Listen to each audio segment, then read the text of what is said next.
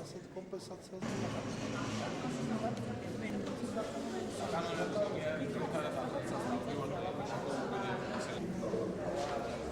ჩვენ პროგრამა 2013 წლის დასაწყისში შევქმნით, რომელიც გულისხმობს ტურისტული ბიზნესის ხელშეწყობის პროგრამა არის, რომლის ფარგლებშიც გამოაცხადეთ ჩვენ ტენდერი, ბანკებმა არ მიიღეს მონაწილეობა და ჩვენ ინდივიდუალურად ისევ ლიბერტი ბანკთან ვარჩიეთ ხელშეკრულების გაფორმება, გათვალისწინებული იქნება ამ იპოთეკარების პირობები და ის არგუმენტები, რომელიც მათ ჰქონდათ და ვერ გადაიხადეს სხვადასხვა დროს სხვადასხვა ბანკებში. მთელი წელიწად ნახევარია ველოდებით ამ თანხმობას, რომ როდის მოგვცემენ ბანკთან მიგვიშვებენ, რომ ისა ვქნათ, რა ქვია, გამოვიტანოთ, გადაგვიფარონ ის ძველი სესხები.